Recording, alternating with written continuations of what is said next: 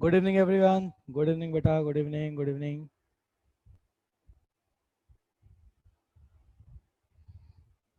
Clutches नहीं आ रहे। Good evening.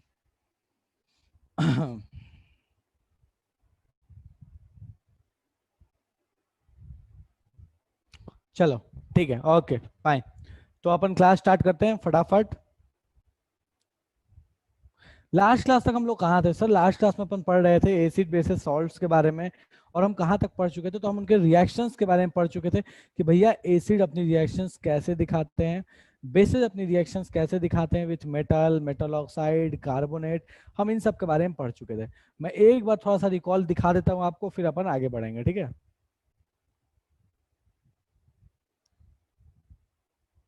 बिल्कुल आयुषी, मैं बता देता हूँ फटाफट, रुक जाए 1 मिनट।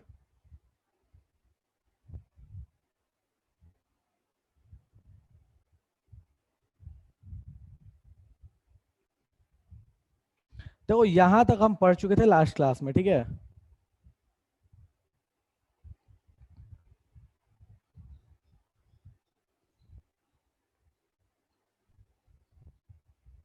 कार्बोनेट्स के साथ, ऑक्साइड्स के साथ, हाइड्रोक्साइड्स के साथ एसिड कैसे रिएक्ट करते हैं, हम ये सारी चीजें देख चुके थे, ठीक है? आज अपन नेक्स्ट रिएक्शन के बारे में बात करते हैं, ठीक है? दैट इज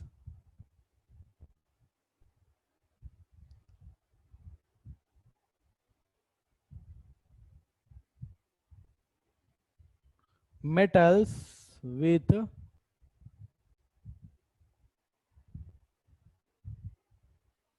बेसेस, ठीक है? Metals with bases. अब ये रिएक्शन सोच के बड़ा अजीब लगता है कि यार मेटल बेस के साथ कैसे रिएक्ट कर सकता है, ठीक है? तो देखो ध्यान देना, कुछ मेटल ऐसे होते हैं जो बेस के साथ रिएक्ट करते हैं, ठीक है? और कौन से मेटल ऐसे होते हैं जिसको बोलते हैं एम्फोटेरिक मेटल। एग्जाम्पल के तौर पे है एल्यूमिनियम और जिंक, जिसको बोलते हैं एम्फोटेरिक, ठीक है?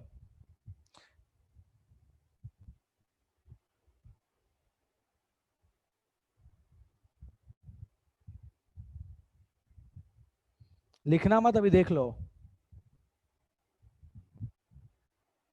एम्फोटेरिक मेटल जो होते हैं वो आपके बेसिस के साथ रिएक्ट करते हैं। बेस में आप क्या ले सकते हो? अल्कली ले सकते हो। अल्कली लाइक NaOH ले लो, KOH ले लो, ठीक है।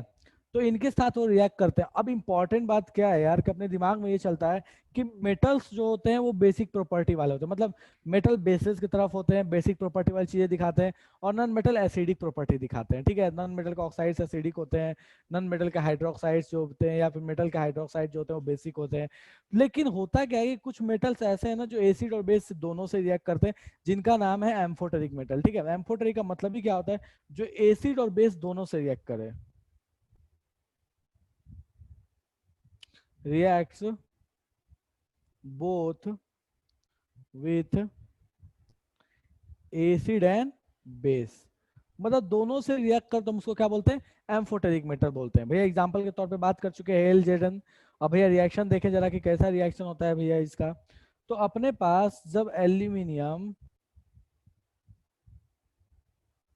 रिएक्ट करता है NaOH के साथ, तो ये अपने को देता है सोडियम एल्यूमिनेट, कहता है अपने को सोडियम एल्यूमिनेट। तो देखो सोडियम एल्यूमिनेट का फॉर्मूला कैसा होता है, सोडियम एल्यूमिनेट का फॉर्मूला होता है कुछ इस तरीके का, NaAlO2, ठीक है।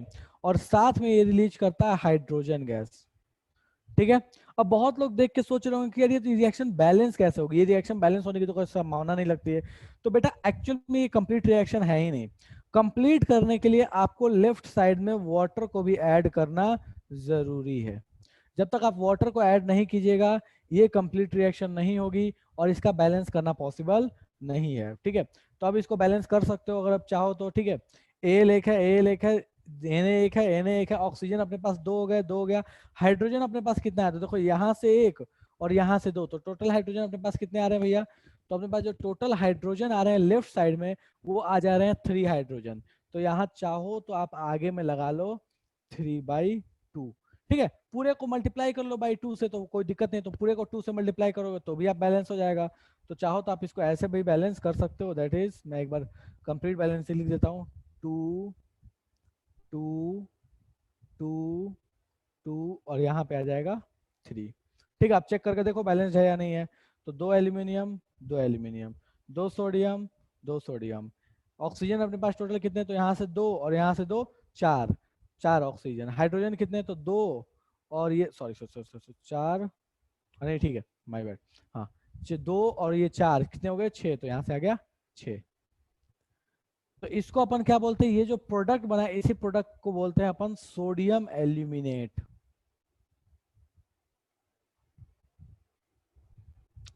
This is known as sodium aluminate, ठीक है। इसको बहुत बुक्स में देखोगे, थोड़े स्टैंडर्ड बुक्स में देखोगे तो इसको इस तरह से, इसका एक और भी फॉर्मूला होता है, कुछ हो सकता है कि आपको कुछ इस तरीके से किसी बुक में देखने को मिल जाए, तो आप दुखी मत हो जाना, this is also valid formula, ठीक है। देख के लगता नहीं है कि यार ये तो मतलब दोनों बिल्कुल अलग चीज है, उसमें कहाँ हाइड्रोजन आ रहा है इसमें कहाँ हाइड्रोजन नहीं है। बट कोई बात नहीं बेटा, ध्यान रखो, अब इसके लिए थ्योरी एक होती है, वो थ्योरी आपको कभी अभी तो नहीं बता सकता, कभी फुर्सत में मैं बता दूंगा। तो इसका एक्सपेंडेड फॉर्मूला जो होता है वो ये चीज होती है, ठीक है। कुछ बुक्स में इसके अलावा थोड़ा सा अलग फॉर्म में भी आपको देखने को मिल जाएगा, ठीक है। तो ठीक है, उसको लिए भी बात करता हूँ मैं। तो ये उतना यूज नहीं होता जितना यूज ये एक और भी फॉर्मूला बता रहा हूँ वो होता है,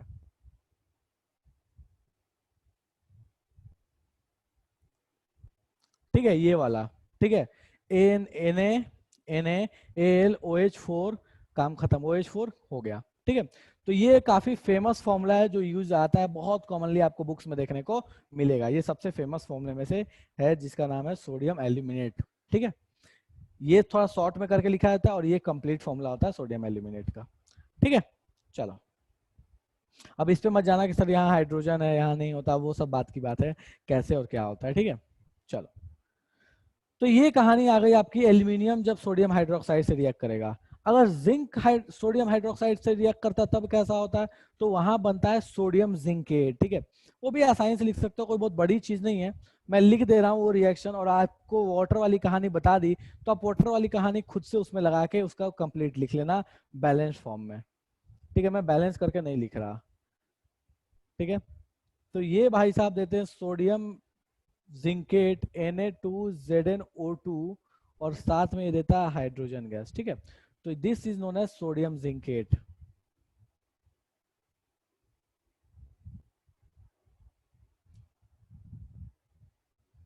इसका भी जो एग्जैक्ट फॉर्मूला होता है वो कुछ ऐसा होता है।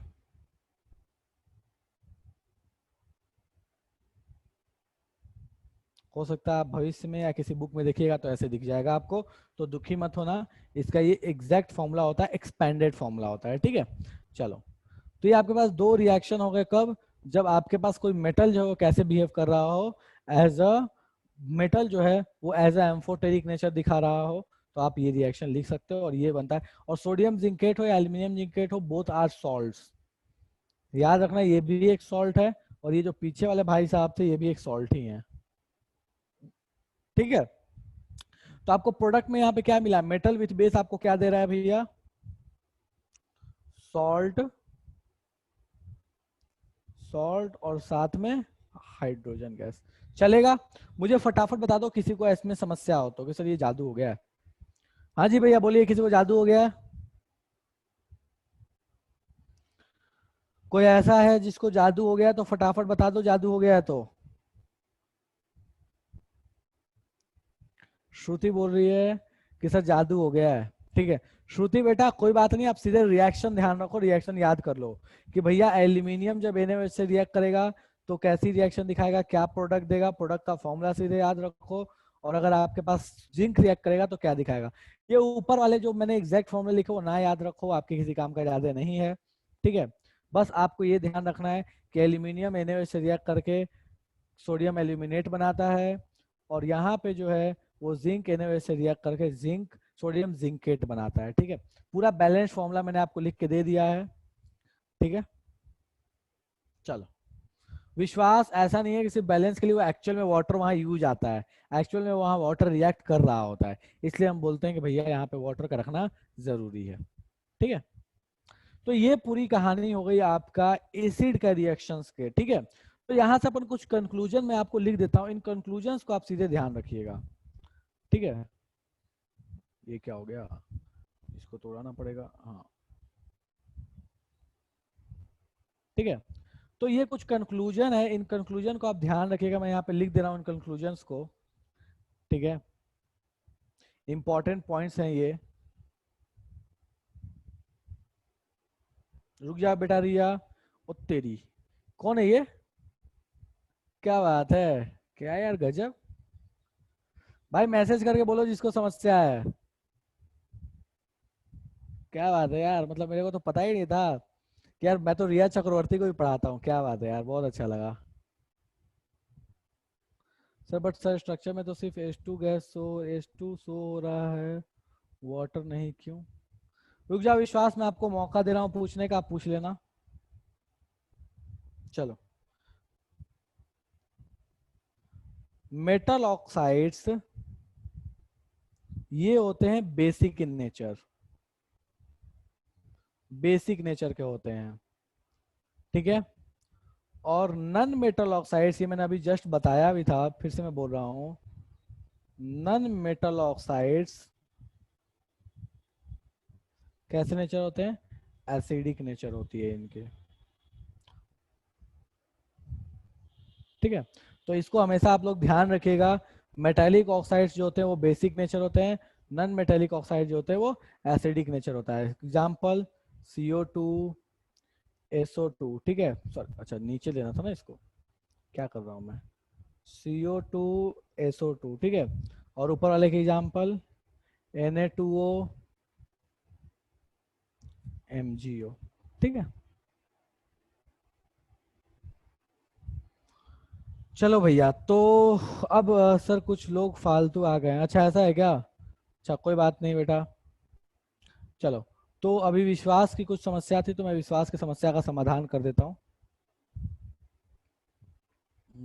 बोलो विश्वास, क्या समस्या है जीवन में, बताइए। सर वही वाला सर स्ट्रक्चर। कौन सा स्ट्रक्चर? सर जैसे कि मेटल प्लस, सर वो बताया था ना कि H2 गैस इवॉल्व होगा। ये Na2 NaOH वाला यस सर। किसका स्ट्रक्चर? Na2ZNO बना, ZNO2 बना, इसका स्ट्रक्चर में समस्या है। सर मतलब बोल रहे हैं कि सर बैलेंस करते समय H2O का यूज करेंगे और ऐसे स्ट्रक्चर में नहीं होगा। स्ट्रक्चर में कहाँ बैलेंस, मतलब किस स्ट्रक्चर में बोल रहा हो कि यूज होगा कि नहीं होगा इसमें? मैं नहीं समझा क्या बोलना चाहते हो एग्जैक्टली। और कहाँ गया, कौन था विश्वास? बोलो विश्वास, क्या बोल रहे हो, फिर से बोलो। सर प्रोडक्ट साइड बोल रहे हैं सर। प्रोडक्ट साइड H2O क्यों यूज करोगे यार? कहाँ आपको H2O कहीं दिख ही नहीं रहा तो कहाँ यूज करोगे? सर आप ही ना बोले थे बैलेंस के लिए सर। बैलेंस के लिए रिएक्टेंट साइड यूज करेंगे ना मेरे भाई, प्रोडक्ट साइड कहाँ यूज करेंगे? सर इसे पीछे वाले में सर। जैसे पिछले में प्रोडक्ट साइड ऐड किया है क्या? कहाँ ऐड किया बेटा प्रोडक्ट साइड? देखो तो, ये तो रिएक्टेंट भाई, ये इसी में नीचे में है मेरे भाई, इधर नहीं है। Okay sir. भाई ऐसे मत कंफ्यूज हो यार, तो ये तो बड़ा वाला घपला हो जाएगा, ऐसे मत कर भाई मेरे भाई, ठीक है? ओके इसी में सर। नीचे में लिखा हुआ है, ठीक है? यार ऐसे मत, हार्ट अटैक दिला दोगे यार तुम लोग तो, मतलब मैं पैसे बैठे वैसे ऐसे हो जाऊंगा, ऐसे मत करो यार, ठीक है? दिल मतलब क्या चाहते हो, हाँ? चलो ठीक है, मजाक कर रहा था, कहते डन है विश्वास। यार देखो यस कभी सर। ऐसा कंफ्यूजन हो तो पूछ लिया करो, ठीक है? चलो ठीक है, तो ये कहानी हो गई आपके पास मेटल्स विथ बेसिस की, ठीक है? और मेटल्स कैसे रिएक्ट करते हैं, नॉन मेटल कैसे रिएक्ट करते हैं, ठीक है? एक चीज है जिसके बारे में हम लोगों ने डिस्कशन नहीं किया है, नॉन मेटल एसिड के साथ कैसे रिएक्ट करते हैं। तो देखो नॉन मेटल एसिड के साथ जो रिएक्शन होता है वो काफी कॉम्प्लेक्स रिएक्शन होता है, और अलग अलग नॉन मेटल्स एसिड्स के साथ अलग अलग तरीके से बिहेव करते हैं, तो इसलिए हम उसके बारे में नहीं पढ़ते हैं। कभी आपसे कोई ये पूछे कि नॉन मेटल एसिड के साथ रिएक्ट करेगा कि नहीं करेगा, तो ये कभी मत बोलना कि नहीं करेगा। हमारे दिमाग में चलता क्या ना, क्या नॉन मेटल तो होता है क्या ना, कि एसिडिक नेचर वाले होते हैं, तो वो एसिड के साथ रिएक्ट क्यों करेंगे, अब सेम नेचर वाले थोड़ी रिएक्ट करते हैं, तो नहीं भैया ऐसा नहीं है, सेम नेचर वाले भी रिएक्ट करते हैं, लेकिन कैसे करेंगे एसिड के साथ, कोई नॉन मेटल कैसे करेगा, ये रिएक्शन अलग अलग एलिमेंट के लिए अलग अलग तरीके से हो सकती है, अलग अलग एसिड के लिए अलग अलग तरीके से हो सकती है, तो इसलिए हम इस पर कोई खास चर्चा नहीं करते। इनको रट्टा मारना पड़ता है, भविष्य में आपको रट्टा मारने का मौका दिया जाएगा जब आप 11वीं 12वीं क्लास में जाइएगा तब, ठीक है? तो चिल करना है, इसके लिए परेशान नहीं होना। अब अपन आते हैं नेक्स्ट पार्ट पे इस चैप्टर का, ठीक है? That is importance of pH. PH तो मैं हम पढ़ चुके हैं, अब इसकी इंपॉर्टेंस के बारे में थोड़ी बहुत चर्चा कर लेते हैं। सबसे पहला भैया एसिड रेन के बारे में, ठीक है? तो देखो भैया एसिड रेन की समस्या क्या है।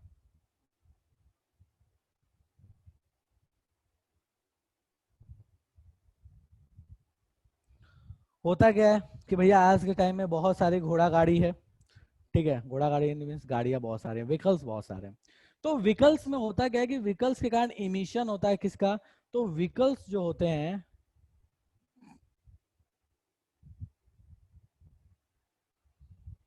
व्हीकल्स के कारण इमिशन होता है CO2 का, SO2 का, NO2 का। तो ये सारे जो एमिशंस हैं, ये सारे एमिशंस क्या होते हैं कि जब ये वाटर के साथ कंबाइन होते हैं, जब ये वाटर के साथ कंबाइन होते हैं तो बहुत अलग अलग तरह के एसिड्स बना लेते हैं। एग्जाम्पल के तौर पे जब CO2 कंबाइन होता है वाटर के साथ तो ये बना लेता है H2CO3 that is carbonic acid. SO2 combine होता है तो ये बना लेता है H2SO3 that is sulphurous acid, इसको बोलते हैं सल्फ्यूरस एसिड। NO2 जब कंबाइन होता है तो बना लेता है HNO3 that is nitric acid, ठीक है? तो आपको यहाँ ध्यान देना होगा कि भैया देखो यार, एक चीज बहुत सिंपल है, जो लोग भी अपने ओरिजिनल नाम से नहीं आओगे मैं क्लास से बेटा, मैं थोड़ी देर के लिए, ठीक है? मजे ओके हैं, मुझे मजे में कोई समस्या नहीं होती, बट अगर कोई भी ऐसा है जो अपने ओरिजिनल नेम से नहीं है तो फिर आई विल रिमूव दैट, ठीक है? तो मैं एक्सपेक्ट करता हूँ कि ऐसा नहीं होगा दोबारा, ठीक है? चलो, तो H2CO3 H2SO3 एंड ये अपने पास हो गया HNO3, अगर CO2 SO2 और NO2 कंबाइन होते हैं वाटर के साथ तो, ठीक है? अब होता क्या है कि भैया व्हीकल से बहुत सारे गैसेस निकलते हैं जिनमें से ये एमिशंस हैं, ये जाते हैं वाटर से कंबाइन होकर एसिड्स बनाते हैं, और फिर ये एसिड्स वापस क्या होते हैं, रेन हो जाते हैं, वापस अपने पास आ जाते हैं वापस in the form of rain. अब ये जो रेन है ना, इस रेन का जो पीएच है, ये जब अपने पास आती है वापस, जब ये रेन वापस अपने पास आती है तो इसका जो पीएच होता है, ये पीएच बहुत कम हो जाता है ये एसिड्स की वजह से, और इसका जो पीएच हो जाता है वो पीएच रेंज लगभग लगभग हो जाता है इसका, मतलब ये समझ लो कि पीएच 5.5 से भी कम हो जाता है, 5.6 5.5 इससे कम हो जाता है, जो कि डेंजरस होता है। किसके लिए डेंजरस है? ये डेंजरस है एक्वेटिक लाइफ के लिए,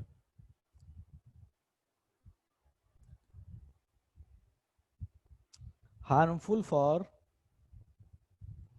for aquatic lives,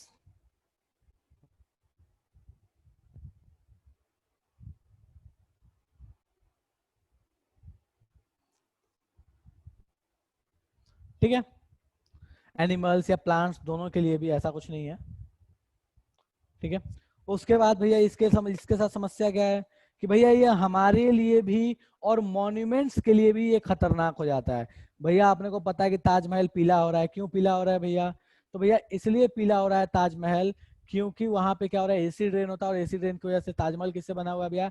calcium carbonate से बना हुआ है। कैल्शियम कार्बोनेट क्या करता है? कार्बोनेट है, वो एसिड से रिएक्ट करता है और उसको फिर वो उसमें से क्या करता है कि CO2 को बाहर निकालता है, और जो भी एसिड है उसके अकॉर्डिंग सॉल्ट बन जाता है, जिसकी वजह से उसका कलर जो है वो डल पड़ रहा है, ठीक है। तो यहाँ पे अपने पास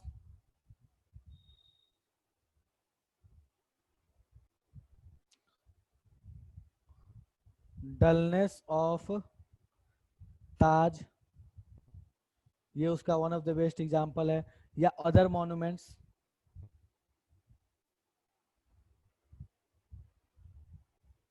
ठीक है। और ऐसा नहीं है ना कि भैया ये एक्वेटिक लाइफ को ही तबाह करके रखे हुए हैं यार, ये एक्वेटिक के साथ ना survive consider take bath in the first rain of monsoon. यार राघवेंद्र ये सेम चीज है, ठीक है। तो पहला जो बारिश होती है ना, जो पहली बारिश होती है, पहली बारिश में क्या होता है ना कि इन एसिड्स का कॉन्सेंट्रेशन बहुत ज्यादा होता है, और इनका कॉन्सेंट्रेशन चूंकि बहुत ज्यादा होता है इसीलिए कहा जाता है कि यार पहले बारिश में नहीं नहाओ। लेकिन हमारे साइड एक और भी चीज प्रचलित है, हमारे साइड एक और भी चीज प्रचलित ये है कि जो लोग पहली बारिश में नहाते हैं उनको जैसे रैसेज वगैरह जो होते हैं ना वो नहीं हो पाते, रैसेज वगैरह कंट्रोल रहते हैं, ठीक है। सेम थिंग है कि भैया वो एक केमिकल है, वो केमिकल क्या है, तो वो केमिकल कुछ इस तरीके से काम करता है कि यार जो मतलब जिसको हम लोकल लैंग्वेज में घमौरिया बोलते हैं, तो वो घमौरियों से बचाता है अपने को। तो दोनों चीजें, लोग ये भी बोलते हैं कि यार उसका नुकसान भी है लेकिन साथ साथ उसका थोड़ा फायदा भी है। बट पॉइंट ये है कि अल्टीमेट अगर लॉन्ग रन में देखा है तो भैया उसका नुकसान ही नुकसान है, उसका कोई फायदा नहीं है। तो इसलिए बोला जाता है भैया नहीं नहाया करो, क्योंकि एसिड आपके शरीर पे पड़ेगी तो आपकी तो वाट लगा देगा वो, ठीक है। चलो, तो ये क्या करता है भैया, इसके वजह से ताज में या फिर बहुत सारे मॉन्यूमेंट्स हैं वो डल हो जा रहे हैं, क्योंकि ये उनके साथ रिएक्ट करता है। और इसका मतलब ये नहीं है कि भैया कि ये एक्वेटिक लाइफ को ही नुकसान पहुंचा रहा है, भैया ये एक्वेटिक के अलावे हमारे लिए या किसी भी के लिए, ये किसी भी एनिमल या प्लांट के लिए नुकसानदायक है। तो इसलिए ये जो एमिशंस हो रहे हैं, ये जो एमिशंस की वजह से ये जो पीएच डिक्रीज हो रहा है, ये पीएच डिक्रीज हमारे लिए बहुत खतरनाक है, ठीक है। तो एसिड रेन क्या हुआ ये क्लियर है, और अपने पास इनके नेगेटिव इंपैक्ट क्या है ये भी क्लियर है। एक और भी चीज है सर, ठीक है, आते हैं विश्वास, आ रहा हूं उस पर मैं, ठीक है। तो एक चीज और भी ध्यान रखना यार, कुछ बोलने वाला था मैं भूल गया। चलो ठीक है, नहीं विश्वास का पहले क्वेश्चन का आंसर देता हूं मैं। देखो विश्वास, होता ये है कि जब आप CO2 जो वहां से निकलता है तो वो गैसियस फॉर्म में रहता है, गैसियस फॉर्म में ही वो ऊपर क्लाउड में स्टोर रहता है। लेकिन होता क्या है कि क्लाउड में ना अपने पास जो वाटर होता है, वाटर जब यहाँ से वेपराइज होकर जाता है तो वहां पे वो कंडेंस हो जाता है, और कंडेंस होने के बाद वो बहुत छोटे छोटे ड्रॉपलेट्स बन जाता है, और ड्रॉपलेट्स का मतलब क्या, वो लिक्विड फॉर्म में हो जाता है। तो जैसे ही ये CO2 जाता है ना उस लिक्विड वाटर के साथ वो ट्रैप्ड हो जाता है, और उसमें जैसे ट्रैप्ड होता है तो बन जाता है H2CO3, और H2CO3 अपने लिए खतरनाक हो जाता है। अरे मेरे भाई किस तरह का एसिड आता है राघवेंद्र, यहाँ ध्यान दे मेरे भाई।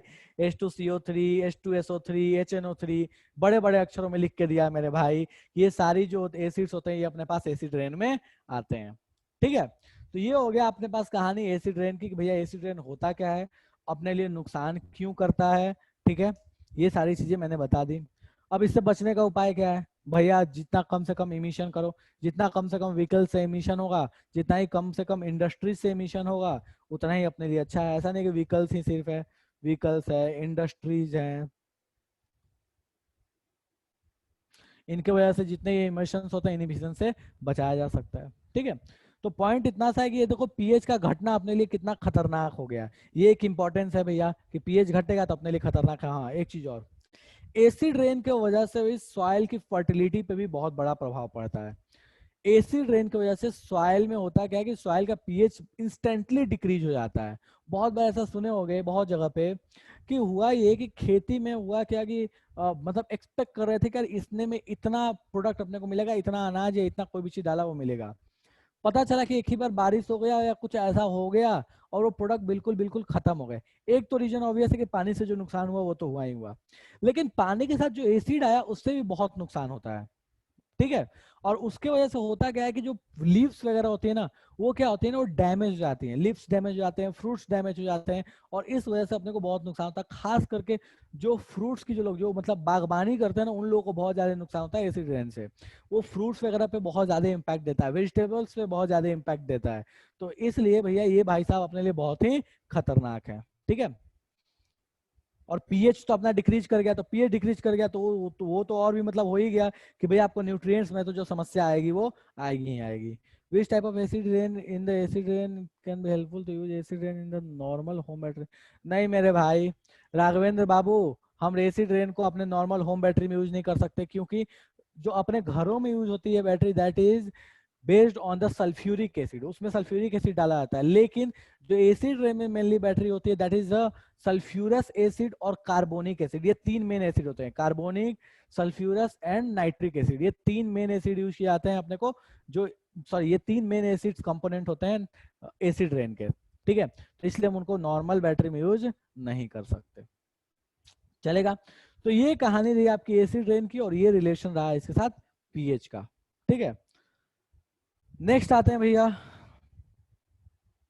PH of soil. अब देखो होता क्या है कि एसिड रेन की वजह से अगर मान लो या किसी भी रीजन से अगर सॉइल का पीएच घट गया या बढ़ गया, तो वो भी अपने लिए बहुत बड़ी समस्या है, ठीक है। कैसे भैया समस्या है? तो अगर सॉइल का पीएच जो होता है उसके ऊपर बहुत ज्यादा वहां का वेजिटेशन डिपेंड करता है। वो अलग बात है कि अलग अलग जगह का पीएच अलग अलग होता है, जैसा पीएच होगा, जैसा वहाँ के एनवायरमेंटल कंडीशन होंगे, उसके अकॉर्डिंग वहाँ पे खेती की जाती है। अगर वो पीएच ही बदल गया तो जो खेती की जाती है उस खेती को ऑब्वियस नुकसान होगा ही होगा। नॉर्मली जो वाटर जो सॉइल के पीएच इंडिया में पाए जाते हैं नॉर्मली, वो होता है 5.5 से लेके 7.25 के आस, सॉरी 7.5 के आसपास। ये नॉर्मली सॉइल के पीएच इंडिया में पाए जाते हैं, ठीक है। जरूरी नहीं है कि यार एसिडिक ही हो सॉइल या बेसिक हो, ये रेंज है सॉइल का, ठीक है। तो इस सॉइल के रेंज के ऊपर डिपेंड करता है भैया कि आपका वेजिटेशन कैसा होगा। अगर आपने पीएच बदला तो वहां पे क्रॉप पे बहुत ज्यादा इफेक्ट पड़ सकता है, ठीक है।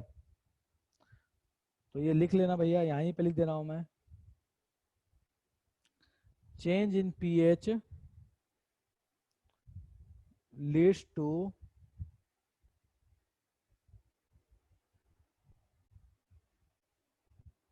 negative impact on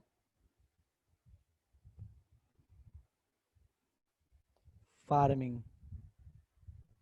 इस सॉइल के पीएच की वजह से एक और भी चीज होती है, बहुत बार सुने होंगे, जो लोग खेती से बिलोंग करते हैं, जो लोग मतलब फार्मिंग से बिलोंग करते हैं, उन लोग सुने होंगे कि यार कीड़े मकोड़े बहुत ज्यादा बढ़ जाते हैं कभी कभी किसी किसी मौसम में। तो उसका वन ऑफ द रीजन ये पीएच भी होता है, ठीक है। होता ये है कि अगर पीएच चेंज बहुत ज्यादा होता है तो उस पीएच के अकॉर्डिंग जो भी कीड़े मकोड़े होते हैं उनकी संख्या बढ़ जाती है। मतलब कोई एक ऐसा हो सकता है स्पीसीज हो कि ज्यादा एसिडिक सॉइल अगर रहा तो वहां पे जो क्रॉप हो रहा है तो वहां पे उनका नंबर जो होता है वो बड़े आसानी से बढ़ जाता है। तो ये बहुत सारे इसके नेगेटिव इंपैक्ट अपने को देखने को मिलते हैं पीएच ऑफ सॉइल के अकॉर्डिंग। दूसरी चीज है कि भैया अगर आपका पीएच बदल गया तो आपको बहुत ज्यादा फर्टिलाइजर्स पेस्ट फर्टिलाइजर्स का यूज करना पड़ेगा, मैन्योर्स का यूज करना पड़ेगा, ताकि आप सॉइल के पीएच को मेंटेन कर पाइए। तो ये भी एक बहुत बड़ा नुकसान है पीएच के चेंज का, ठीक है। नेक्स्ट है भैया टूथ डिके। अब देखो होता है क्या है ना कि अपने दांतों का जो पीएच होता है नॉर्मली, जो दांतों का अपना पीएच, सॉरी दांतों का बोल रहा हूँ मैं, अपने माउथ का जो पीएच होना चाहिए नॉर्मली, जो होना चाहिए वो ग्रेटर देन 7 होना चाहिए।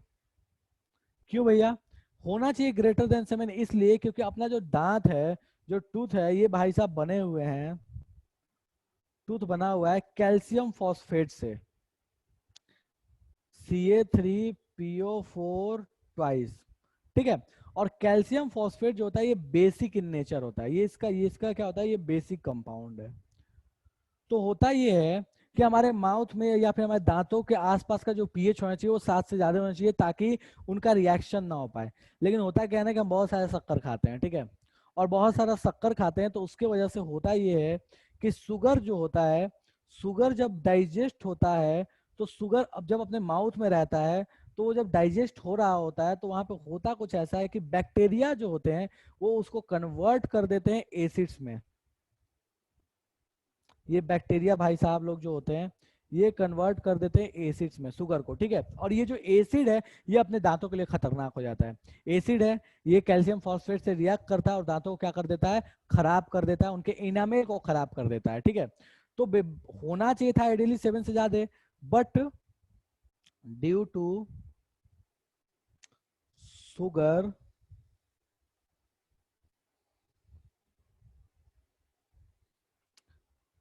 its pH decreases. भैया शुगर की वजह से कैसे, तो शुगर भैया देता है, देखो ध्यान रखना, शुगर पे बैक्टीरिया वर्क करते हैं, उसको एसिड बना देते हैं और उसका पीएच क्या होता है, डिक्रीज होता है, और उसके वजह से डिकेज इनामेल, और इसकी वजह से इनामेल जो होता है वो अपना डिके कर जाता है। तो ये एक भैया शुगर का बहुत बड़ा नुकसान है कि भैया बहुत ज़्यादा शक्कर खाओगे तो दांत सड़ जाएंगे, ठीक है। तो ये अपने को बहुत कॉमनली देखने को मिलता है, तो भैया ये भी एक टूथ दिखेगा, ये भी एक अपने पास पीएच का इम्पैक्ट है जो देखने को मिलता है। बिल्कुल आयुषी सही है बेटा कि पीएच जो होता है अगर आपके पास 7 के आसपास रहा तो वो बेटर होता है, अगर 7 से थोड़ा सा प्लस भी रहा तो दैट इज ओके, कोई दिक्कत नहीं है, लेकिन अगर वो 6.5 से कम आ गया तो खतरनाक है, 6.5 से कम बहुत ज्यादा समस्या होने लगती है। तो ये चीज रही कि भैया टूथ डिके पे अपने पीएच का रोल कैसा है कि भैया पीएच बहुत घटाओगे तो टूथ डिके जो है वो बढ़ जाएगा। पीएच घटता कब है, तो अपने को भैया शक्कर खाने से घटता है, बहुत सारा कोल्ड ड्रिंक पीने से घटता है, कोई भी चीज मीठा खाओगे तो उसकी वजह से घटता है। राघवेंद्र बाबू मैं फिर से बता रहा हूँ, लो यार मैं इसको अलग से बता रहा हूँ, रुक जाओ।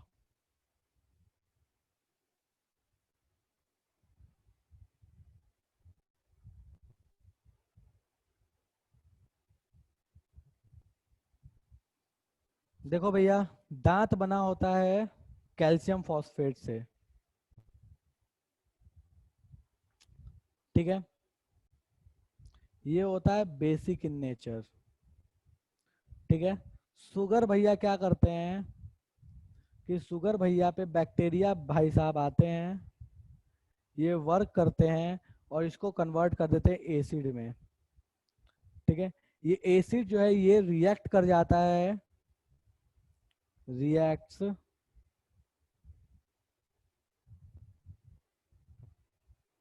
रिएक्ट्स विथ इनामेल, ये इनामेल से रिएक्ट करता है एंड इसको डिके कर देता है, ठीक है। तो यही आपके पास पूरी की पूरी कहानी है आपके दांतों की, कि भैया दांत आपके डिके कैसे होते हैं, चलेगा, ठीक है। तो ध्यान रखिएगा भैया, कैल्शियम फॉस्फेट होता है, टूथ बेसिक नेचर होता है, शुगर पे बैक्टीरिया काम करता है, उसको एसिड बनाता है, एसिड रिएक्ट करता है इनामेल से, उसको क्या करता है, डिके कर देता है, चलेगा। कोई समस्या भैया इसमें? डन है राघवेंद्र, एक बार फिर से बता दिए, डन है, बोलो भैया और कोई समस्या है इसमें? चलो ठीक है, ओके, नेक्स्ट पे आते हैं अपन।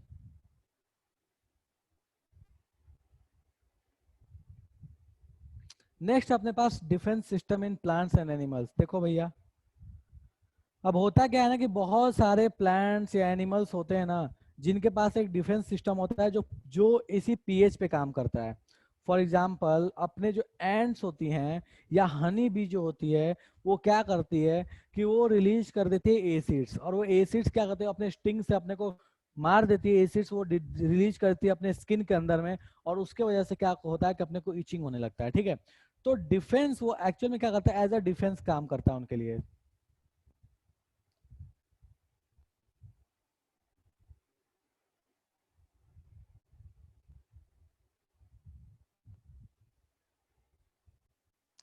ठीक है, प्लांट्स और एनिमल्स का डिफेंस सिस्टम भी जो है वो इस पीएच चेंज पे काम करता है, ठीक है। एग्जाम्पल के तौर पे एंट, ये एंट रिलीज करती है फॉर्मिक एसिड, वो रेड एंट होती है ना, रेड एंट, ठीक है, ये का लाल वाली जो चींटी होती है भैया, ये रिलीज करती है फॉर्मिक एसिड, ठीक है। और ये जो फॉर्मिक एसिड है, ये फॉर्मिक एसिड क्या होता है, जैसे ही अपने स्किन के अंदर जाता है, स्टिंग करती है जैसे ही इसको स्किन के अंदर,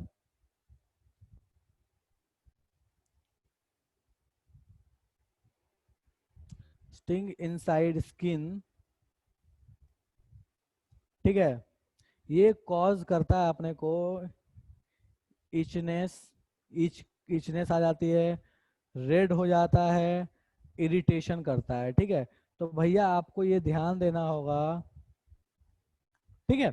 तो होता क्या है कि बहुत सारे अपने को ऐसे मिलते हैं अपने सराउंडिंग में, देखोगे तो बहुत सारे प्लांट्स भी ऐसे हैं जो कि क्या करते हैं कि उनका जो सर्फ, जैसे बहुत कॉमनली से एक है अपने लोकल लैंग्वेज बोलते हैं, इसको बोलते हैं सुरन या ओल। ठीक है, तो देखे भी होगे। ठीक है, फॉर्मिक एसिड का फॉर्मूला क्या होता है भैया? फॉर्मिक एसिड का फॉर्मूला होता है HCOOH। ठीक है, तो वो ओल जो होता है उसको करते ये हैं कि बोला जाता है कि भाई साहब ओल के प्लांट को या ओल को सीधे मत छुओ, छुओगे तो वो नोचने लगेगा। ठीक है, वो बहुत ज्यादा इचिंग देने लगेगा। क्यों भैया? वहां भी सेम कहानी है, उसमें क्या होता है ना, बहुत छोटे छोटे स्टिंग्स होते हैं, हेयर टाइप के। अगर उसको बहुत माइक्रोस्कोप देखोगे तो बहुत छोटे छोटे स्टिंग्स होते हैं, और वो क्या होता है ना कि अपने हाथों में इंजेक्ट हो जाते हैं, उसके बाद हालत खराब हो जाती है अपनी, इचनेस होने लगती है। तो देखे भी होगे कि उसको बनाया कैसे जाता है या उसको काटा कैसे जाता है, तो हाथों में लोग ग्लव्स या प्लास्टिक लगा के तब जाके मम्मी लोग उसको काटती हैं। ठीक है, जब उसको कुक किया जाता है तो उसमें नींबू बहुत सारा डाला जाता है। क्यों? क्योंकि उसमें जो स्टिंग जो होता है वो एक्चुअल में थोड़ा बेसिक प्रॉपर्टी दिखाता है। तो उसको कट करने, उसके बेसिक प्रॉपर्टी को डाइल्यूट करने के लिए, ऐसा कह लो कि न्यूट्रलाइज करने के लिए, उसमें क्या डाल दिया जाता है? एसिड डाल दिया जाता है, दैट इज साइट्रिक एसिड। नींबू डाल दिया जाता है, और जैसे हम नींबू डालते हैं तो अपना काम बन जाता है। ठीक है, तो ये कहानी आपके पास डिफेंस सिस्टम का। बहुत सारे प्लांट्स भी ऐसे मिलते हैं जिनमें ऐसी ऐसी चीजें आपको देखने को मिलेगी, भैया छुओगे तो इचिंग होने लगेगा। ठीक है, तो इस तरह का डिफेंस सिस्टम काम करता है प्लांट्स में और एनिमल्स में। ठीक है, चलो ओके। नेक्स्ट थिंग इज, एक और भी चीज है अपने पास जो है मिसिंग है, that is pH in digestive system.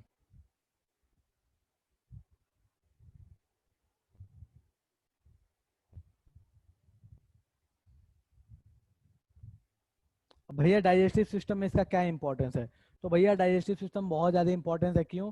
क्योंकि अपने पेट में, अपने स्टमक में रिलीज होता है HCl, हाइड्रोक्लोरिक एसिड अपने स्टमक में रिलीज होता है। ठीक है, डाइजेशन के लिए। अब ये जो HCl है, ये HCl क्या होता है ना कि भैया अगर इस HCl का कॉन्सेंट्रेशन बहुत अधिक बढ़ गया, मतलब अपने पेट में अगर तुम देखोगे, चेक करोगे, तो आइडियली अपने पेट में जो पीएच होता है वो लगभग 2 के बराबर होता है। मतलब 1.5 से 2 के आसपास ये रहता है पीएच। ठीक है, तो होता ये, मतलब सोचो कितना कॉन्सेंट्रेटेड अपने पास जो HCl रिलीज होने वाला है अपने पेट के अंदर में। ठीक है, तो इसका पीएच जो होता है वो लगभग 2 के आसपास होता है। अब होता ये, थोड़ा कम थोड़ा ज्यादा बोल सकते हो। तो होता ये है कि भाई साहब अगर HCl बहुत ज्यादा, मान लो बहुत ज्यादा हम लोगों ने ऑयली फूड खा लिया या कुछ खा लिया उटपटांग चीज, तो उस कंडीशन में क्या होता है कि HCl का जो रिलीज है वो बढ़ जाता है। ठीक है,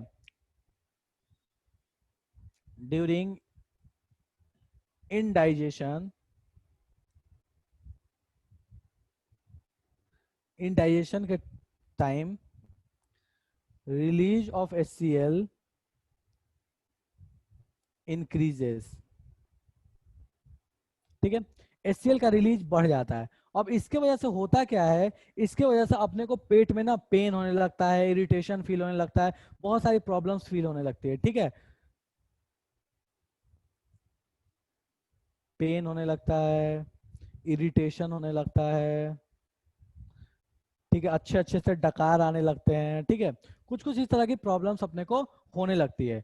तो अब करते क्या है अपन, तो इस कंडीशन में अपन करते क्या है कि भैया कुछ दवाई खाते हैं, कुछ दवा खाते हैं। ठीक है, तो भैया कुछ दवा क्या खाते हैं, तो अपन लोग इस कंडीशन में जो दवा खाते हैं वो होता है नॉर्मली बेस। ठीक है, कौन सा बेस होता है, तो वो हम यूज करते हैं माइल्ड बेस। ठीक है, तो इससे बचने के लिए हम क्या करते हैं, टू गेट रिलीफ, ठीक है, mild base is used,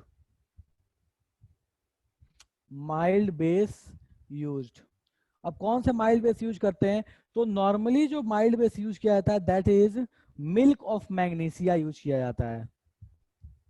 milk of magnesia use किया जाता है। मिल्क ऑफ मैग्नीशिया होता क्या है, तो भैया मिल्क ऑफ मैग्नीशियम, ये मैग्नीशिया इज मैग्नीशियम हाइड्रोक्साइड। ठीक है, मिल्क ऑफ मैग्नीशिया का यूज कर लिया जाता है ताकि अपने को थोड़ा आराम मिल जाए। ये भाई साहब जाते हैं और एसिड से रिएक्ट करके उसके कॉन्सेंट्रेशन को कम कर देते हैं, पीएच को बढ़ा देते हैं। ठीक है, तो ये जाता है एसिड से रिएक्ट किया, उस पीएच को थोड़ा बढ़ा दिया ताकि अपने जीवन में थोड़ा आराम आ जाए। तो यही है अपने पास इंडाइजेशन में मिल्क ऑफ मैग्नीशिया यूज किया जाता है। इसको बोलते हैं एंटासिड्स। ठीक है, तो इस केस में जो माइल्ड बेस यूज किए जाते हैं इनको बोला जाता है एंटासिड्स, मतलब एसिड्स के जो अपोजिट में काम करे उनको क्या बोला जाता है, antacids.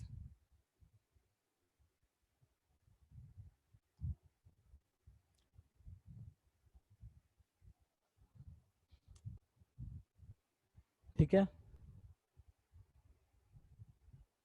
Use to get relief.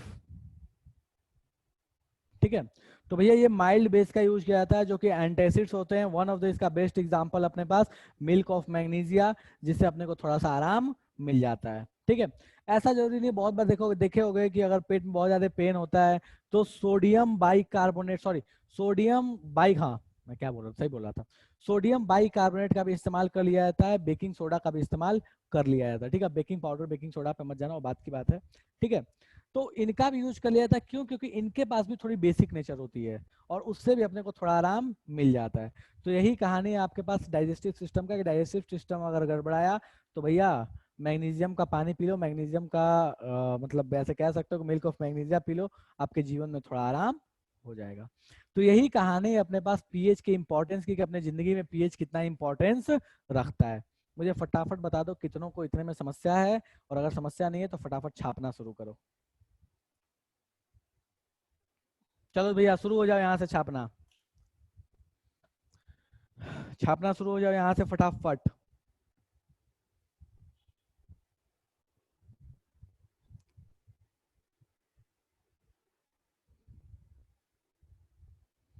मैं पेज चेंज करूंगा, किसी का बच जाए तो बोल देना कि मैं रुक जाऊंगा।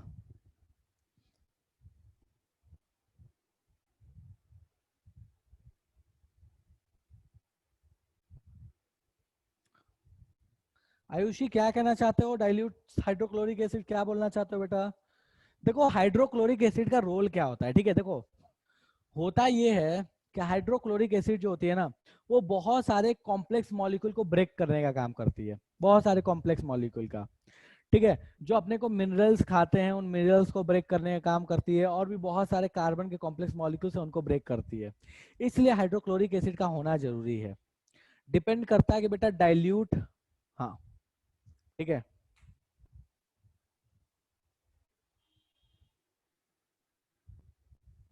ओके ओके ठीक है, चलो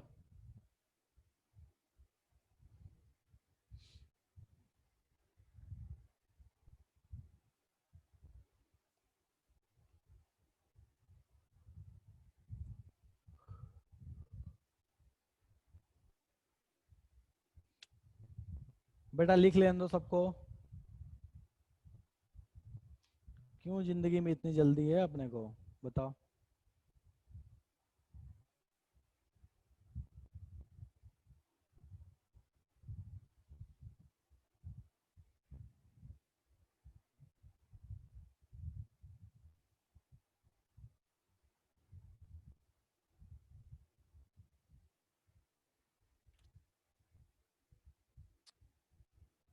देखो यार अब मेरे पास ऑप्शन नहीं है, तो मैं ट्रम्प भाई साहब को क्लास से बाहर निकाल दूंगा, है ना। अब तो कोई ऑप्शन है नहीं अपने पास, तो क्या ही करें। देखो अपने से चला गया।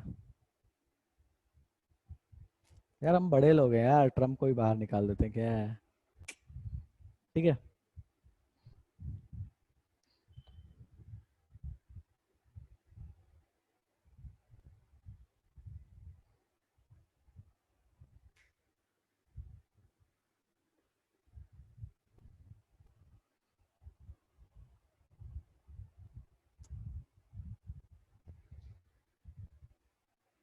चलो फटाफट लिखो।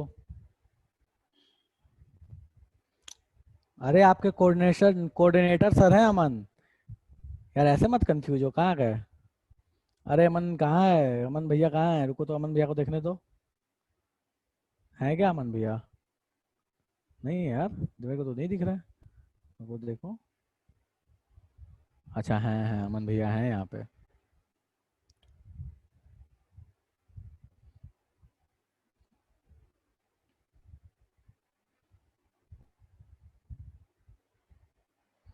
बिल्कुल श्रुति, पीएच अगर आपके पास बेसिक, देखो बेसिक रेंज में रहा तो कोई दिक्कत नहीं है, ठीक है, लेकिन एसिडिक हो गया तो समस्या है। अरे आपके कोऑर्डिनेटर है आयुषी, चलो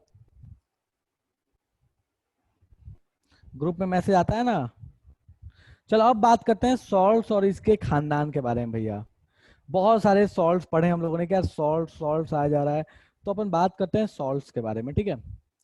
देखो सॉल्ट्स क्या होते हैं, तो सॉल्ट्स मेनली दो पार्ट से मिलकर बने होते हैं, ठीक है। क्या होता है, metallic cation plus non metallic anion.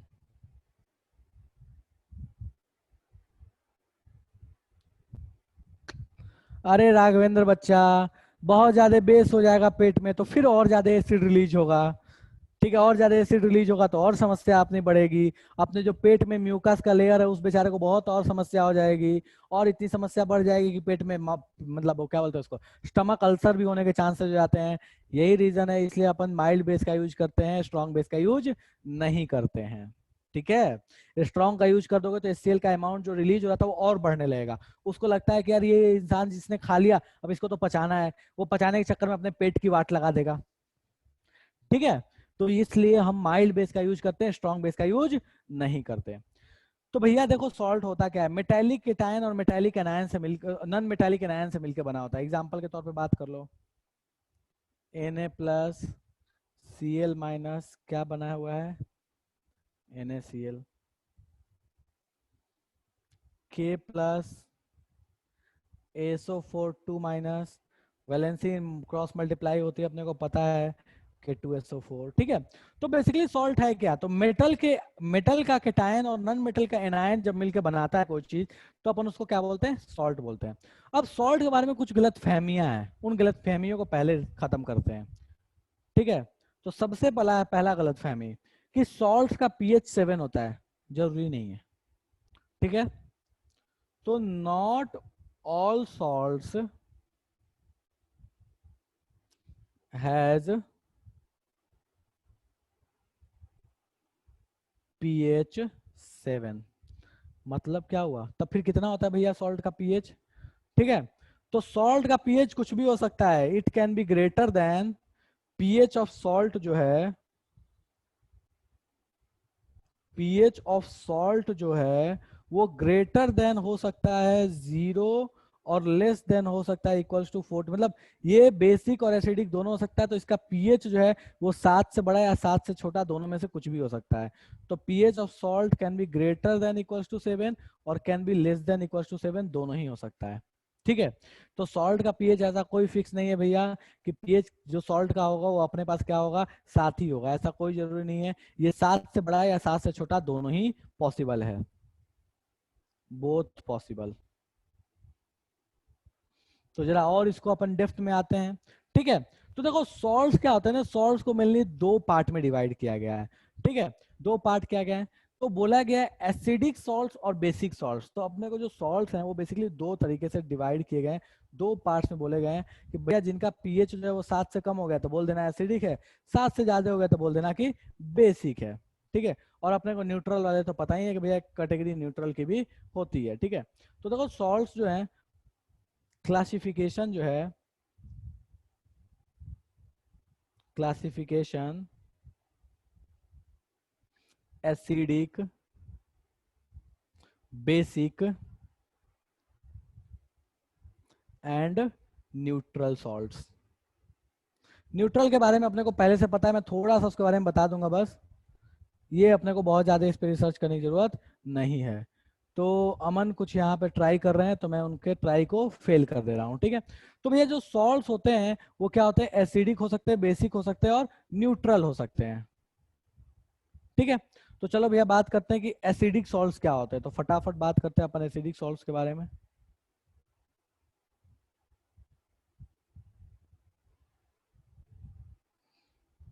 और ये हो गया अपने पास बेसिक सॉल्ट्स।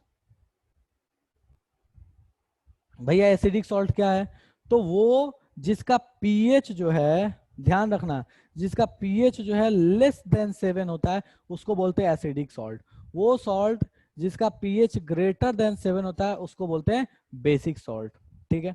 सेकेंड थिंग कि ये कब बनेगा, तो एसिडिक सॉल्ट बनता है स्ट्रॉन्ग एसिड और वीक बेस से। स्ट्रॉन्ग एसिड और वीक बेस जब रिएक्ट करेंगे तो अपने को बनेगा एसिडिक सॉल्ट। और बेसिक सॉल्ट कब बनेगा? जब अपने को वीक एसिड और स्ट्रॉन्ग बेस रिएक्ट करेंगे। स्ट्रॉन्ग बेस रिएक्ट करेंगे, ठीक है। अब तो अपने को पता नहीं कि भैया स्ट्रॉन्ग एसिड वीक बेस क्या होता है। Strong acid, strong base, weak acid, weak base, इसके बारे में तो अपने को पता नहीं है। तो मैं फिलहाल के लिए आपको सीधे यहाँ एग्जांपल दे रहा हूँ कौन कौन से एसिडिक सॉल्ट्स होते हैं और कौन कौन से एसिड्स जो होती है वो वीक होती है। इसको आप सीधे ध्यान रख लीजिएगा। तो मैं कुछ एग्जाम्पल्स आपको यहाँ पकड़ा दूंगा, इनको आप ध्यान रखना होगा आपको, ठीक है। तो देखो भैया, स्ट्रॉन्ग एसिड्स और वीक बेस से जो बनता है सॉल्ट उसको बोलते हैं बेसिक सॉल्ट। एग्जाम्पल के तौर पर मैं यहाँ कुछ लिख दे रहा हूँ। अमोनियम सल्फेट, ये एक बनता है दो, एक वीक बेस और स्ट्रॉन्ग एसिड से। मैं बताऊंगा कि किससे बनता है, बट रुक जाओ अभी, ठीक है। दूसरा अपने पास हो गया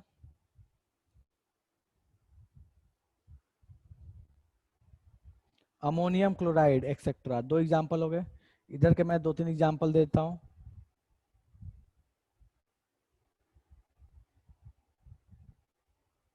sodium acetate,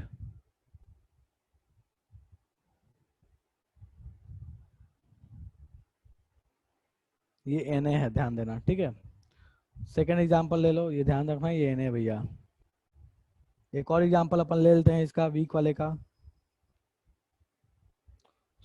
sodium carbonate etcetera, ठीक है। अब चलो भैया यार ध्यान दीजिए, स्ट्रॉन्ग एसिड और वीक बेस से बनेगा सॉल्ट तो कहलाएगा एसिडिक सॉल्ट, पीएच होगा 7 से कम। स्ट्रॉन्ग बेस और वीक एसिड से बनेगा तो पीएच होगा 7 से जाएगा, कहलाएगा बेसिक सॉल्ट। सिंपल सा कहानी क्या है कि जो ताकतवर डिसीजन उसके अकॉर्डिंग। एसिड स्ट्रॉन्ग तो एसिडिक हो जाएगा सॉल्ट, बेस स्ट्रॉन्ग तो बेसिक हो जाएगा सॉल्ट, ये क्लियर है। बेसिक हुआ तो पीएच 7 से ज्यादा, एसिडिक हुआ तो पीएच 7 से कम, इसमें अपने कोई दिक्कत नहीं है। लेकिन बड़ी समस्या क्या है कि एसिडिक और बेसिक होते कौन एसिड स्ट्रॉन्ग है कौन एसिड वीक है, ये अपने को तो पता ही नहीं है। तो बड़ा समस्या तो यहाँ है। तो भैया देखो, थोड़ा सा मैं एग्जाम्पल बता देता हूँ आपको, स्ट्रॉन्ग एसिड के कुछ एग्जाम्पल्स बता देता हूँ मैं। HCl, HNO3, H2SO4, ये जितने आप जानते हो ये सारे स्ट्रॉन्ग एसिड होते हैं। वीक एसिड कौन कौन से होते हैं भैया?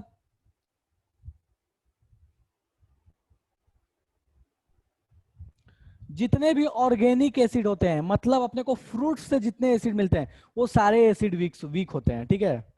उसके बाद CH3COOH acetic acid, formic acid, ठीक है, carbonic acid and all acids from plants. Plant से अपने को जितने एसिड्स मिलते हैं, फ्रॉम फ्रूट्स, बल्कि लिखो ये ज्यादा बेटर है, फ्रॉम फ्रूट्स। ये फ्रूट से अपने को जितने एसिड मिलते हैं वो सारे के सारे क्या होते हैं? लगभग वीक एसिड्स होते हैं, ठीक है। चलो, मैं सॉल्ट्स के बारे में थोड़ा बेस के बारे में अपन बात कर लें, स्ट्रॉन्ग वे बेस और वीक बेस के बारे में।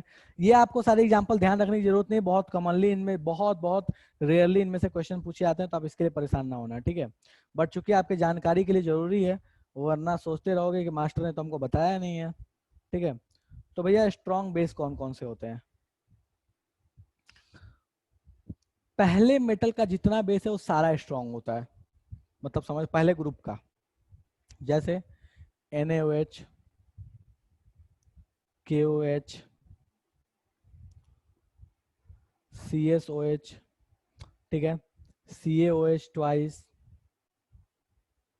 ये सारे ही जो बेस होते हैं ये स्ट्रॉन्ग बेस होते हैं, ठीक है। वीक बेस में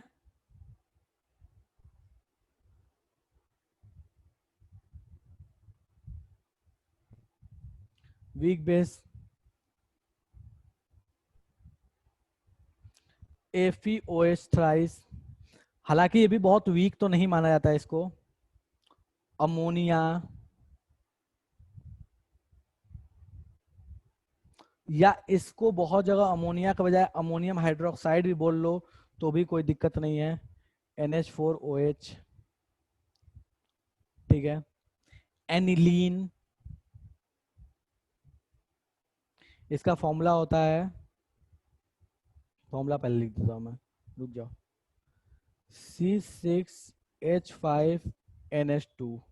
इतना आपको जानने की जरूरत नहीं है, ये आपके किसी काम का नहीं है, ठीक है, मेरे भावना में आ गया इसलिए मैंने आपको बता दिया, ठीक है, एक्सेट्रा। ठीक है, तो ये जो सारे बेसेस होते हैं, ये कुछ बेस, वीक बेस की कैटेगरी है, ये स्ट्रॉन्ग बेस की, ये स्ट्रॉन्ग एसिड का, और ये वीक एसिड का। ठीक है, फॉस्फोरिक एसिड भैया इसी में आता है, स्ट्रॉन्ग में ही कंसीडर करते हैं, तो अपने को चलो ठीक है, उसको हटा दिया मैंने। तो ध्यान रखिएगा भैया, अपने पास क्या होता है, classification of acids, sorry classification of salts मैंने बता दिया कि एसिडिक सॉल्ट क्या होता है, बेसिक सॉल्ट क्या होता है। न्यूट्रल सॉल्ट कब बनेगा भैया, जब दो स्ट्रॉन्ग टकरा जाए, सिंपल। न्यूट्रल सॉल्ट कब बनेगा, जब दो स्ट्रॉन्ग टकरा जाए, एग्जाम्पल में NaOH और HCl। ठीक है, तो न्यूट्रल सॉल्ट कब बनेगा, अपने को पता चल गया कि भैया न्यूट्रल कब बनेगा, जीवन में कोई समस्या है ही नहीं, न्यूट्रल तो बहुत ही आसान है। तो न्यूट्रल कब बनेगा, तो मैं यहीं पे नीचे में लिख दे रहा हूं, न्यूट्रल सॉल्ट की कहानी। न्यूट्रल सॉल्ट क्या होगा भैया, पीएच जो होगा इसका, ये लेस, सॉरी क्या लिख रहा हूं मैं, पीएच इक्वल टू 7 होगा। ठीक है, बनेगा कब, जब strong acid plus strong base react करें। अब एक कंफ्यूजन हमेशा याद रखना जो होता है, जिसका मैं सॉल्यूशन बता दे रहा हूं, weak acid plus weak base react करेगा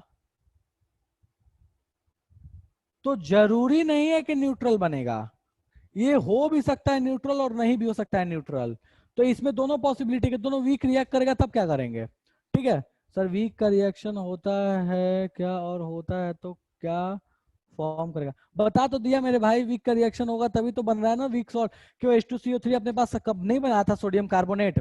सोडियम कार्बोनेट का मतलब क्या हुआ, NaOH रिएक्ट किया होगा H2CO3 के साथ, कार्बोनिक एसिड के साथ, या सोडियम एसिटेट कब बनेगा, जब सोडियम रिएक्ट करेगा अपने पास, या सोडियम हाइड्रोक्साइड रिएक्ट करेगा एसिटिक एसिड के साथ।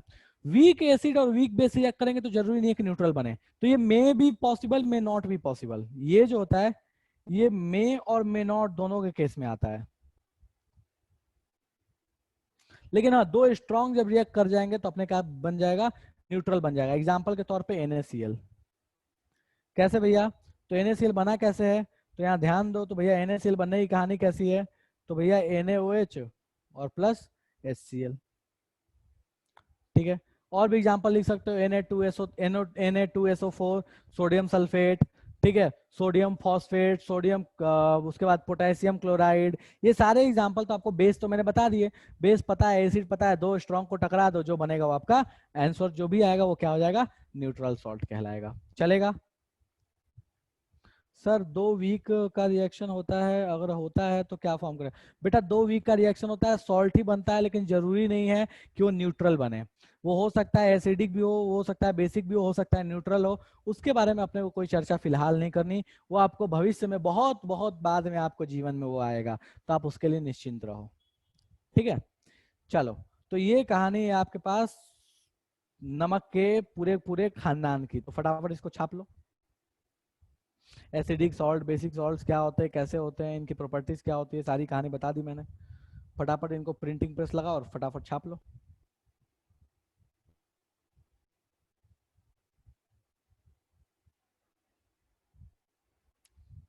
अच्छा, तो अरे विश्वास, यही क्वेश्चन यार मेरे सामने लिखा हुआ है, तो इसलिए मैं पढ़ रहा हूँ, मेरे को लगा दोबारा पूछा है, इसके बाद किसी का मैसेज नहीं है। चिल यार, इतना परेशान क्यों हो जाता है जीवन में।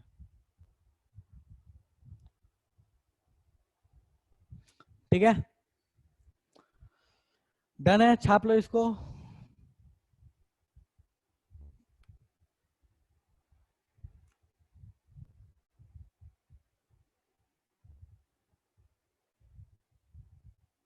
ओके आयुषी का एक क्वेश्चन है, मैं उसको बता दूं। देखो, कोरोसिव नेचर ऑफ एसिड का मतलब क्या होता है बेटा, कोरोसिव नेचर ऑफ एसिड या बेस दोनों का मतलब ये होता है कि यार ये दोनों ऐसे हैं ना जो बहुत ही खतरनाक हैं, ऐसे हैं जो जिनको अगर आपने कहीं पे डाल दिया तो ये कोरोड कर देंगे। कोरोड कर देने का मतलब क्या है बेटा, चीजों को खराब कर देंगे, जैसे मान लो HCl, जो HCl को अगर गलती से हाथ पे अपने पड़ जाए तो अपने हाथ को क्या करता है, रिएक्ट करके अपने हाथ को वो बर्न कर सकता है, अपने हाथ को बहुत ज्यादा नुकसान पहुंचा सकता है। इसी चीज को बोलते हैं कोरोसिव नेचर होना, चाहे वो एसिड हो चाहे वो बेस हो। खास करके स्ट्रॉन्ग एसिड स्ट्रॉन्ग बेस जो होते हैं वो कोरोसिव नेचर के होते हैं। एक सिंपल सा एग्जांपल मैं आपको बताता हूँ। जो आपके पास बैटरी की एसिड होती है, कहीं देखोगे कहीं कहीं बहुत लोग जब रखे रहते बैटरी, तो होता क्या है ना कि वो लीक करके बाहर निकल जाती है। और जहां वो बैटरी की एसिड लीक करके बाहर अगर वो जमीन पे गिरी और मार्बल वार्बल पे गिरी हो, तो मार्बल को क्या करती है ना, बिल्कुल देखोगे तो वहां एकदम मतलब ऐसे छोटे छोटे पोर्स टाइप के बन जाते हैं, होल्स टाइप के बन जाते हैं। That is the corrosive nature of acid. कि भैया एसिड कहीं भी गिरा, बेस कहीं भी गिरा, तो उसको क्या करेगा, बहुत ज्यादा नुकसान पहुंचा देगा उसके साथ रिएक्ट करके। इसी चीज को बोलते हैं कोरोसिव नेचर। चलेगा? हाँ, ठीक है। एक चीज और भी देखे होगे, मतलब बाथरूम क्लीनर्स वगैरह जो होते हैं वो भी एसिड्स यूज की जाती है। तो उसमें भी देखे होगे वो हाइड्रोक्लोरिक एसिड नॉर्मली होता है डाइल्यूटेड फॉर्म में। तो वहां पे भी अगर देखो होगे कि मतलब जब उनके यूज किए जाते हैं तो बहुत ज्यादा मतलब ऐसे हम फ्यूम्स टाइप्स की निकल रही होती है। ठीक है, तो वो सेम कहानी है, वो भी कोरोसिव नेचर होता है उसका, एसिड्स का कोरोसिव नेचर है। ठीक है, तो ठीक है, अपन आज की सभा को यहीं पे समाप्त करते हैं। आई गेस किसी अब फटाफट मुझे बता दो किसी को कोई समस्या कुछ पूछना है तो फटाफट पूछ लो। और अपन अब आगे कुछ नहीं पढ़ रहे, नेक्स्ट क्लास में अपन पढ़ेंगे सॉल्ट्स के बारे में, सॉल्ट्स के आगे की कहानी के बारे में। सर फ्रेश मिल्क को कर्ड में चेंज करते हैं तो पीएच क्या होता है? बेटा फ्रेश मिल्क की पीएच जब कर्ड में चेंज होती है तो कर्ड खट्टा होता है, फ्रेश मिल्क जो होता है वो खट्टा नहीं होता है, मतलब पीएच क्या हो जाएगा, डिक्रीज हो जाएगा। उसको बचाने के लिए वहां पे थोड़ा सा बेसिक चीजों का यूज कर दिया जाता है। देखे होंगे कि जो दूध वाले होते हैं वो नॉर्मली थोड़ा सा उसमें सोडियम बाइकार्बोनेट डाल देते हैं। थोड़ा सा सोडियम बाइकार्बोनेट जो होता है वो दूध को फटने से बचाता है, ज्यादा डाल दोगे तो फट ही जाएगा। बहुत लिमिटेड अमाउंट में डालना होता है ताकि वो फटने से बच जाए।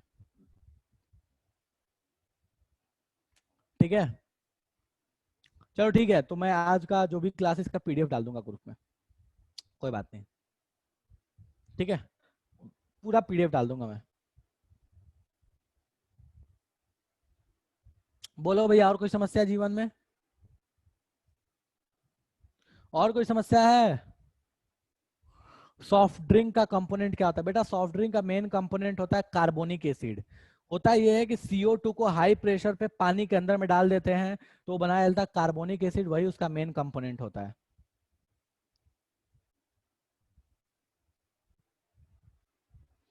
क्विक लाइम को अगर पानी में डालिएगा बेटा तो बहुत हाई है, ये रिएक्शन तो मैंने पहले ही बताई थी, एक्सोथर्मिक रिएक्शन होती है, बहुत ज्यादा एनर्जी रिलीज होता है। जहां भी आप ये रिएक्शन को कराओगे तो पूरा गर्म हो जाएगा, कैल्शियम हाइड्रोक्साइड बन जाता है वहां पे, स्लेक्ट लाइम बन जाता है।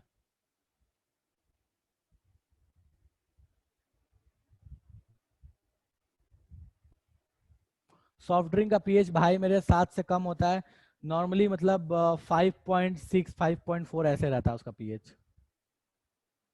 डिपेंड भी करता है, ठीक है, कौन सा वाले कोल्ड ड्रिंक पीना चाहते हो। मतलब 4 के आसपास भी देखने को मिल जाएगा। क्लोर अल्कली क्या होता है? क्लोर अल्कली एक प्रोसेस है बेटा जिसमें ब्राइन सॉल्यूशन को बैटरी लगा के इलेक्ट्रोलिसिस करते हैं और वहां से हाइड्रोजन को, क्लोरीन को और अल्कली को अलग कर लेते हैं। हाइड्रोजन ऑक्सीजन, हाइड्रोजन क्लोरीन और अल्कली का मतलब क्या हुआ? H2 gas, Cl2 gas and alkali का मतलब हुआ NaOH। इन तीनों को अलग कर लेते हैं, ये पढ़ेंगे अपन अभी आगे आएगा। ठीक है, वहां पे अगर आप देखोगे तो एनोड पे होता है ऑक्सीडेशन और कैथोड पे होता है रिडक्शन। रिडक्शन का मतलब आपको कैथोड पे, अगर वहां पे आप देखिएगा कैथोड पे, तो आपको चूंकि रिडक्शन हो रहा है तो वहां पे आपको क्लोरीन मिल जाएगा। और ऑक्सीडेशन, कैथोड, हाँ ठीक है, कैथोड पे आपको क्या होता है, रिडक्शन होता है तो वहां पे आपको हाइड्रोजन मिल जाएगा। और एनोड पे आपको क्या मिल जाएगा, तो एनोड पे आपको Cl2 मिल जाएगा। क्योंकि Cl2 का क्या होता है, Cl का क्या होता है, ऑक्सीडेशन होता है।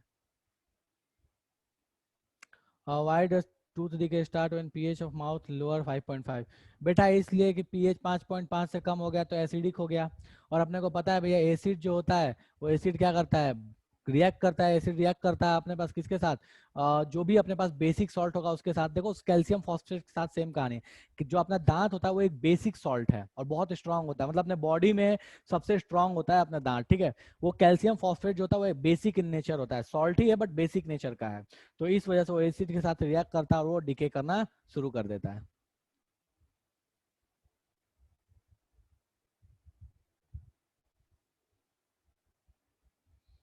डन है। और भैया जिंगपिंग कैसे हैं? बढ़िया। चलो कोई बात नहीं। चलो जिंगपिंग बाबू, आज आपको भी क्लास करने का, क्लास कर लो आराम से, कोई दिक्कत नहीं है यार। यार अपन मतलब चाइना के प्रेसिडेंट को भी अपन पढ़ा लेंगे, इसमें क्या है। थोड़ा झगड़े वगड़े कम किया करो बस। ठीक है। चलो ठीक है, तो आज की सभा अपन समाप्त करते हैं। किसी को कोई डाउट नहीं है अब? अरे क्या बात है, सही बात है जिनपिंग। चलो ठीक है, bye bye, tata. Sir tooth दिखे start on the top of large back teeth. अरे इसलिए क्योंकि दांत साफ नहीं करते ना अपन, आगे वाला तो साफ कर लेते, पीछे वाला कैसे साफ करेंगे? उसका सरफेस एरिया बड़ा है, वहां पे आसानी से कलेक्ट हो जाता है।